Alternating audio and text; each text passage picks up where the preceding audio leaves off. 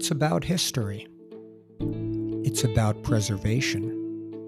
It's about sense of place here on Eastern Long Island. With Esperanza Leone, I'm Irwin Levy, and this is Our Hamptons.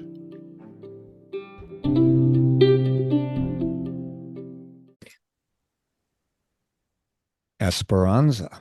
Irwin, I haven't sung to you in a while. Yes, exactly. But I'm really happy and excited about this topic. And I've probably said this before, but this one is fascinating and so much information and so much that we've referred to themes. It's awesome. So, I mean, and Esperanza, our Southampton. Our Southampton. Well, it is Our Hamptons, our podcast. Right. It's not just East Hampton, but exactly. We admittedly sometimes we sort of lean that way, but I mean, this is just. But this is we're not doing our Queens yet. Okay. Yeah, exactly. I'm. I've been, to Our Hamptons podcast audience, I have been lobbying that with Esperanza Leone offline because, but doesn't seem to get anywhere. I mean, I may have to do the Our Queens podcast elsewhere. But anyway, you're on your own there. Exactly. Maybe in the heart of Woodside or somewhere real. I grew up on the city line. It wasn't really real Queens, but anyway, that's a conversation for another day. But Esperanza comes out. Esperanza, the Southampton Summer Colony, this is something that's been really a source of, honestly, I mean, I'll go use the term fascination for me. It's got all of those magical places down in Southampton, and, we're the Southampton Bathing Corporation and the St. Andrew's Church and everything. But it did start somewhere, Esperanza. And according to a book, great book. We have to get this book, Esperanza. I agree, yes. Colonizing Southampton by a Dr. David Goddard. That's Goddard. Actually, if I first saw this, got to give a prop to, I saw this in a Dance Papers article from many years ago, but the content is from Dr. Goddard. And to start this story, in September of 1863, a young Manhattan physician, gynecologist, and apparently a prominent cutting-edge gynecologist of that era, whatever cutting edge was in that field in 1863. No pun intended, cutting. I realized that after I said it, but there wasn't a pun intended there, but I guess, sorry, it did come out that way. But Dr. Theodore, that was a good Esperanza. Dr. Theodore, I'm going to call it Gaillard Thomas. We're going to call him Dr. Thomas. And again, we're going to transport our audience right away. Remember, September 1863, went by horse and wagon out to visit the farms and villages of Eastern Long Island with his wife. No Long Island Railroad, Esperanza. Okay? Yep. Horse and wagon. That alone is hard for me to wrap my arms around. Right, I know. I mean, it's like you have to picture the rutted path, and crossing the East River, and all of it. It's just, needless to say, Esperanza, the trip lasted many days. Their first 2 nights were spent in a rooming house in Babylon, pressing onward to Quogue, Southampton, East Hampton, all the way to Montauk, to spend the night at the lighthouse with the keeper and his family. That alone, because it was like you just would show up, because how would you make a reservation? I don't think the Montauk Lighthouse was an acting Airbnb at that point. They were thrust upon the lighthouse keeper. Yeah, I mean, and I guess maybe that's sort of what lighthouse keepers did during that was part of it, to welcome visitors. I don't know, but anyway, Dr. Thomas. You started this podcast by talking about themes. Another very familiar theme, and we're going to come back to this, fell in love with Eastern Long Island, going through it, seeing these beautiful communities before returning to Manhattan. And he vowed someday he's going to return with friends. Remember, this guy was well heeled, okay? Pressing the point of with friends. With friends, yeah. We have a reason for saying that, our Hamptons podcast audience. Um, with the intention of establishing a summer colony there. And again, it goes on. Dr. Goddard goes on to talk about how he was charmed by the farmland that went down to the ocean. We've spoken about this. How many times Esperanza, the main streets with the Presbyterian Church and the shops and the feed stores, essentially old New England communities. Now, I did love this, Esperanza. He did take note of a small summer colony of, quote, well to do Brooklyn fishermen in Quogue. I mean, this is I have to something. I have to wonder the well-to-do Brooklyn fishermen if they were more like sport fishermen, like the Quogue where they stayed was, like the hunting grounds in Maybe. Montauk. I tend to, I yeah, think so. yeah, I would tend to think that, yeah, these, if they were well to do, I don't think they were doing it to put dinner on the Or table or, laymen. Yeah. yeah, exactly. So, Esperanza, apparently, incredibly, 13 years go by, and it's now 1876, 6 years after the railroad came out, to Southampton and Bridgehampton and Sag Harbor, for that matter. That happened in 1870. So in 76, Dr. Thomas and his family returned, still found it peaceful, still found it unaffected. And he decided, here we go. Here we go. Wait for it. Here we go. Wait for it. He would buy some property and build, and I quote Dr. Goddard here, a mansion, unquote, for his family down near the ocean. Now, he was quite connected, as you might imagine, Esperanza, with the social set in Manhattan. And he thought, hey, I'm going to invite as many friends as possible to visit and see if they want to build houses out here. Right. Yeah. Okay. Of course. That's what you do. You create your little Enclave, enclave. you Thank know, you. you know, uh, come to a place that's unspoiled and bring the things of where you're from here rather than enjoying the fruits of what's already there. Right. Well, it is definitely colonizing. Yes. Now, yeah, if very good, because let's get right down to the definition. Colonizing, you're right. We get a summer colony, you know. Yeah, it's colonizing, it's the monoculture, if you will, right? Okay. Yes. Now, so Dr. Thomas, according to Dr. David Goddard, is considered to have been the founder of what we now know today and what is still really referred to as the Southampton Summer Colony. Esperanza, doesn't the Southampton Press have a column like every summer, like about the summer colony? I mean, Is right? there? Is there still? I There's don't still, really. yeah, there really is. If I'm not mistaken. So within a few years, he had persuaded many others of his friends. Remember, this is the Gilded Age in New York, also, Esperanza, Right. right? The Yes. late 1800s in New York. By 1882, so this is 6 years after he returned, to Southampton, there were 30 summer owners, a dozen cottages, quote unquote, where 5 years earlier there were none.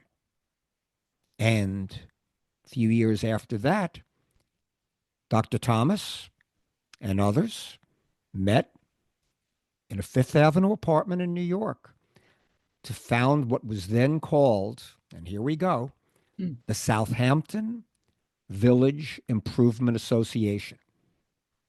Now, Esperanza, I guess the mission here, beautify the principal streets, see to the removal of nuisances, so as to make Southampton even more attractive to possible future summer residence. Now, they did some. Go ahead, Esperanza. So I was just going to say, just to follow on this SVIA beautification mission, Dr. Thomas was so taken with the blacksmith shops and the feed stores and the dry goods stores when he first visited. And then with the Southampton Village Improvement Association, they planted shade trees. That's wonderful. One of the things, they induced a dry goods merchant to clean up his yard. Yeah, gosh, that's unsightly. The removal of nuisance, yes. And but even better, they were willing to spend up to $25 to get a man who ran an unsightly blacksmith shop to move it to a side street. So much for really appreciating the charm and the rural quality of this little village. I couldn't have said it better. And I'm glad you said it because, frankly, I was going to say something very similar. And, I mean, I understand, it's like to a degree, but, why do you have to change what you found charming initially? It's like, oh, once you get a really good look at it, then it's not so charming. And sorry, I'm being very critical now. No, but it plays into themes that have been part of the dialogue within these communities for over 100 years. I hate to use the term, but I'm going to have to, the us versus them, the locals versus the city people, or as the locals in Southampton at this era called these people, the Yorkers. These things have existed to a certain extent, continue to exist. I mean, Esperanza, I'm reading the minutes of one of their meetings that it is earnestly hoped that special care will be taken to keep rubbish, paper straw, old cans, and all kinds of litter out of the road. Now, that's admirable. Yes. I mean, no one wants to see that in any road, but imagine you're part of a family that's been in a community for 100, 200 years at this point, and this group of Yorkers comes in and starts telling you to pick up after yourself. Yeah, exactly. It's kind of like coming to the backwater and pointing the finger and saying, you've managed all this time, but we're here to make things better for you. And thank you for that segue, because Dr. Goddard will take that segue and continue to say, as you might have imagined, the SVA, the Southampton Village Improvement Association, started to come into conflict with the local residents of the community, about 500 of them who, as you just said, were enjoying this town as their ancestors had for 200 years before, farming the land, fishing the waters, engaging successfully in rural activities. And something tells me that, they weren't the sloppiest bunch. I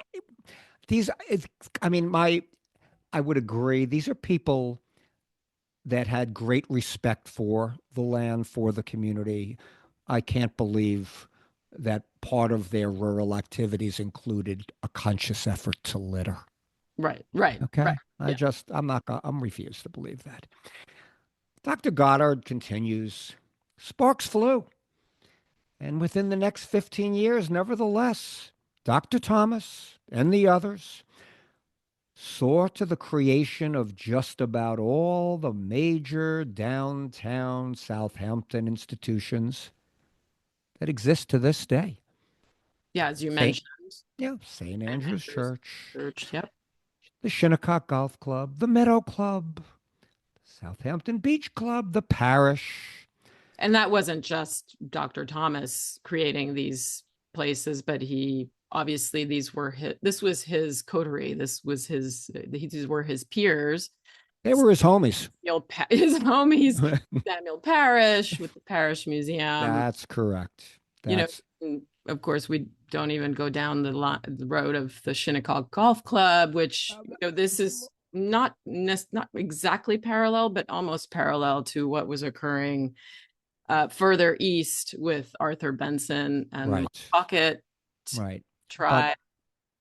but Um, but thematically, Esperanza, as you brought out at the opening of this podcast, thematically, it's all, it's the stories. There is a repetitive nature to them. mm-hmm. Yeah. There was a great philosopher who used the term "history is circular." She happens to be sitting opposite me right now via Zoom. I'm looking at her, Ancient and I wisdom. always, I mean, I know Esperanza Refuge. She's very modest. Our Hampton's podcast I did audience. not did She, not she, come up with that. she didn't come up with that, but I still like to credit her with that because I love that expression and I use it. And I only heard it from Esperanza, so I'm going that she You brought it. only heard it on our hand.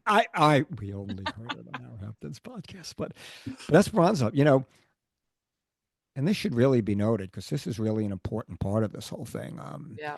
They built the mansions, quote unquote, not only on the ocean, but on all sides of what was then called the village pond, which they, the,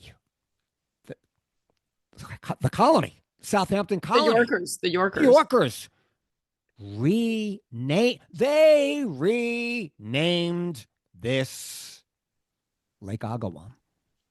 Yeah, because a pond, I mean, as we've talked about with, for instance, the Georgica Association in Wainscott, it was Georgica Pond,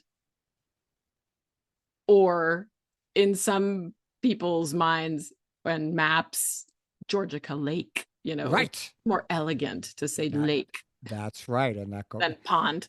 and our Hamptons podcast audience, that goes way back to our podcast on Mid Hamptons, which is another unbelievable story out here with a few parallels as well to this. We'll get to that. Mm-hmm. But anyway, not only did they rename it, they let it be known that this Lake Agawam, talk about chutzpah. I think everyone knows what that means. Letting it be known that this was their private property, their summer centerpiece. They would take care of this, attend to it without interference. Not a leaf, a weed that floats on its surface will escape our notice, said the association president, Solon Wales. We'll watch it as we would a precious jewel. Yeah. Yeah. Sounds familiar. I don't know. Yeah, doesn't it? I mean, and good. I think obviously there it was swampy. I'm sure, dumping took place, whatever. It wasn't. It was a stinky body of water, probably. And to the point you brought out earlier, they did positive things, the planting of shade trees. This wasn't all negative, and their stewardship of this, you can look at it as a positive. I agree with you, and remember, and this is something, we've touched on this kind of topic all the time in terms of zoning, et cetera, and so on. Remember, there was no such thing as a municipality that was called Southampton Village. Right. Downtown Southampton was just part of the town. Right. And the town had only a small interest in the doings in downtown Southampton, according to Dr. Goddard, at least until 1894, when the village was finally formed. Until then, there was really no formal structure for the locals to defend their way of life. Mm-hmm. But come 1894, apparently there was. Now, Dr. Goddard goes on, the Southampton Village Improvement Association. Within that year of that formation, a legal battle took place. There was a trial, the locals against the summer people over the ownership of beachfront in that property. Sound familiar? And whether the summer people even owned the land upon which many of their houses were built. Community was rocked. It formed the basis of who owns what. Well, really, I mean, who owns what? That's the big question for so many to this day. Right? This day, and they're referring to this stretch of beach from Old Town Road to Ox Pasture Road. We know that section of Southampton well. But anyway, now Dr. Goddard goes on, and he quotes a couple of other things in here. There's actually a paper that was before the Southampton Press, the Seaside Times. And parts of the story come from Dr. Goddard's research from there, and continues that if Dr. Goddard found the Southampton Summer Colony, as often happens in these sort of things, his efforts were soon overshadowed by other New Yorkers Okay, far Dr. richer. Thomas. I'm Dr. sorry, Thomas, excuse me. Thank you, we're Esperanza. confusing doctors. Thank you. By Dr. Thomas. Dr. Thomas, said physician, gynecologist who founded it. But remember, there were people far richer. Remember, he might have been a prominent physician of the time, but hey, he was only a physician. He wasn't a robber baron or whatever. Exactly.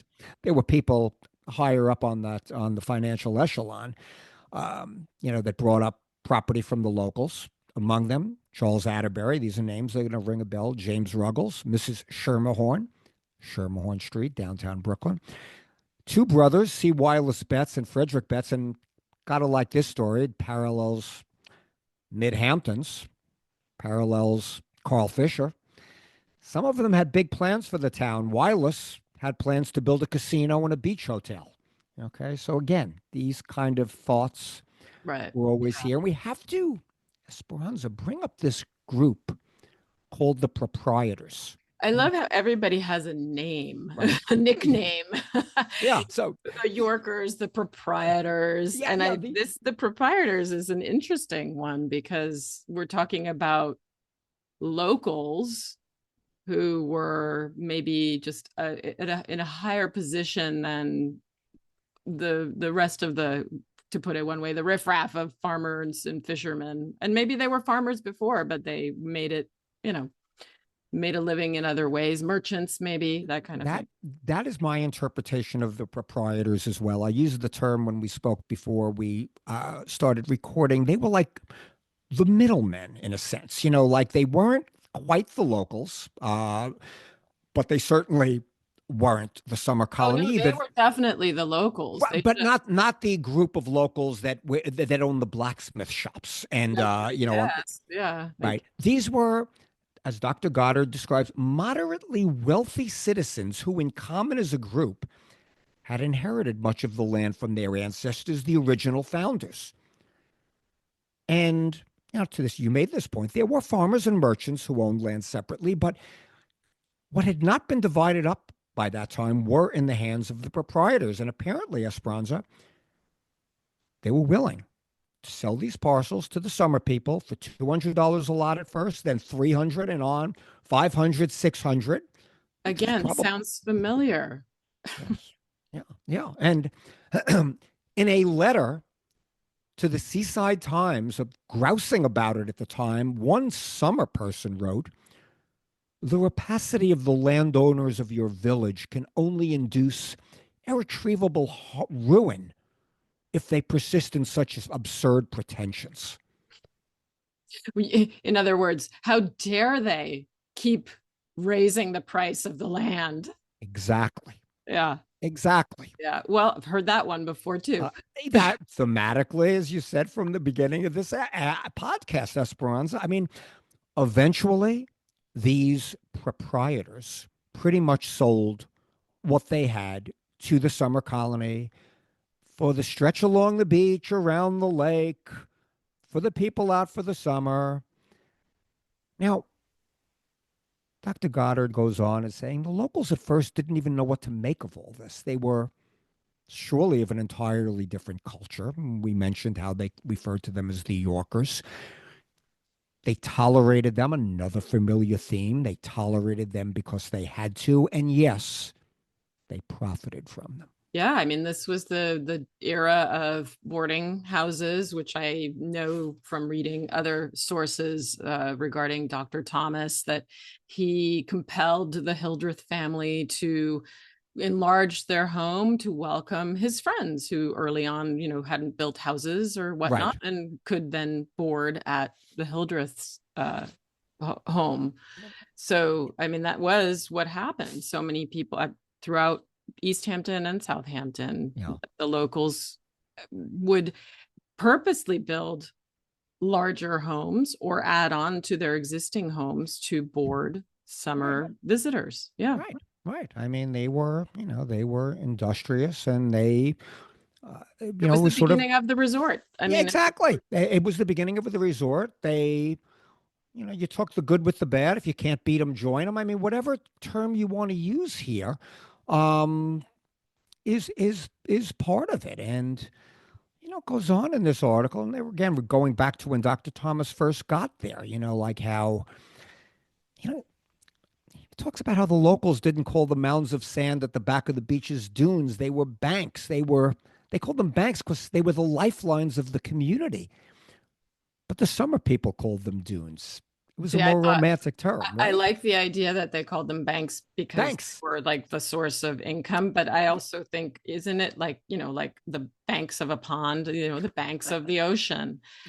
I have a feeling it has a double meaning, but I really, this is yet another recurring theme about that the beachfront, which was, yeah, part of the industry of this place, the whaling, the wholesaling, the I mean, this is the part that hits me most. The carts with wide wooden wheels, Right. which they did, plied the beaches. These were the four-wheelers of the time, the four by fours, Right. people and merchandise.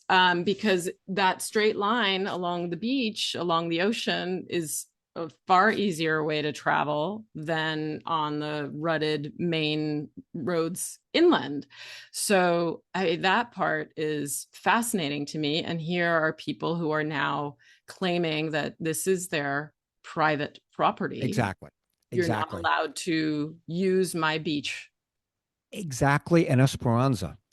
How about when we get into one specific location here, right where the Southampton Bathing Association is currently? The locals had a group of beach shacks that they called, quote, wigwams, where basically they could go and change into bathing suits and then go for a swim. But one day near the beachfront mansion of C. Weiler Spetz, remember he of I want to put a casino here, they went out and had the wigwams removed.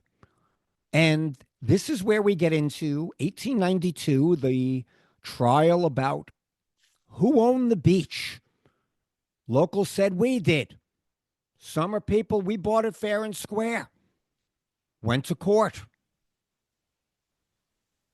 Proprietors, because of their various vast land holdings, taken to selling these various ponds and lakes within the town, in the belief they own the land surrounding them, they could sell them too. They earlier had sold Poxapog Pond, Otter Pond. Now the proprietors wanted to sell Mecox Bay. I mean, look what's going on To a here. New York City oyster company. I mean, look what is going on here. But in the end, a judge ruled that the bets purchased had indeed included the beach in front of his house down to the high water mark because the land he bought from the proprietors included that. Wow. Yeah. Yeah.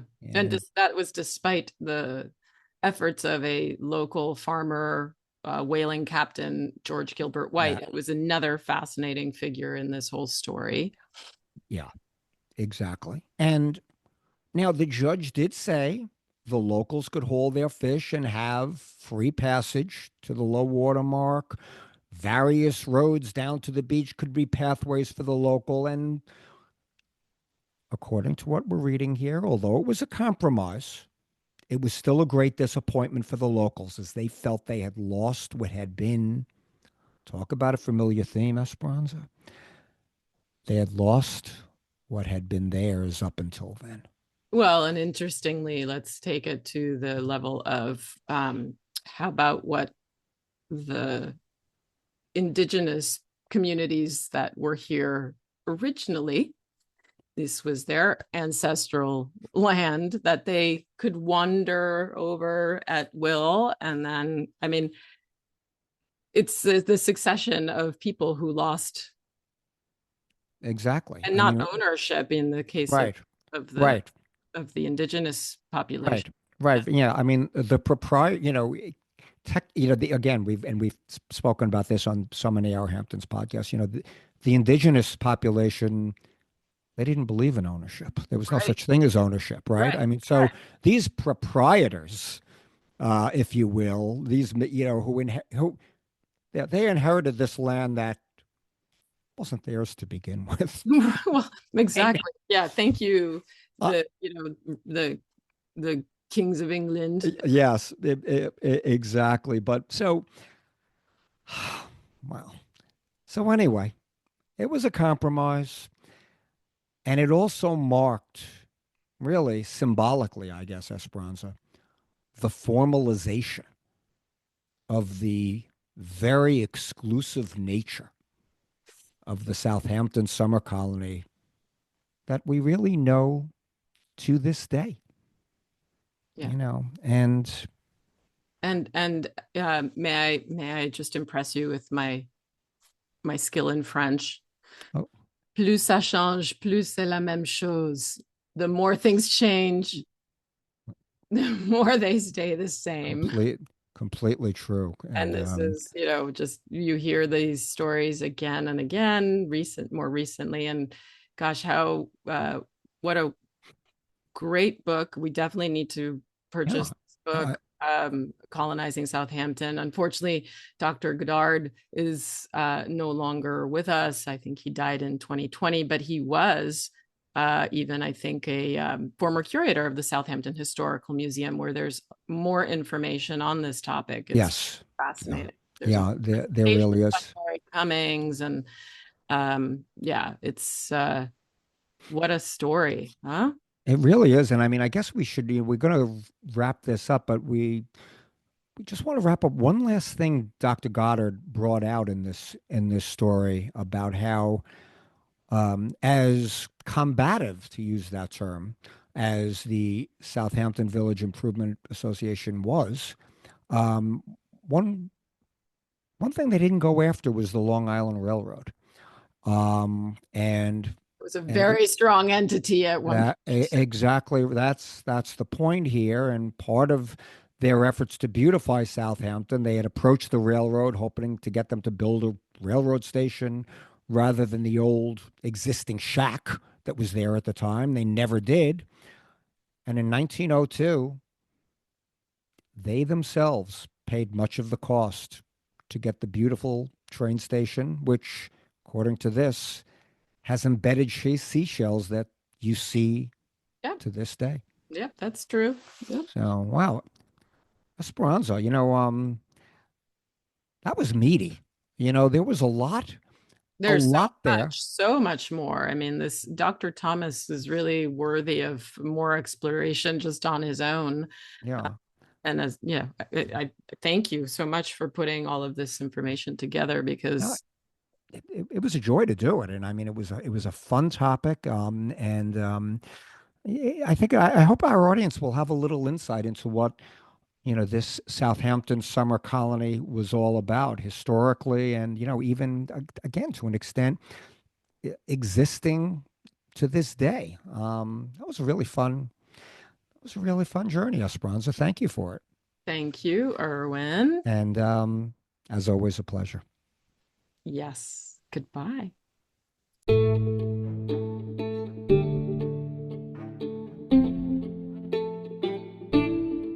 Thanks so much for joining us. New episodes of Our Hamptons are released every other Tuesday. Find them wherever you get your podcasts.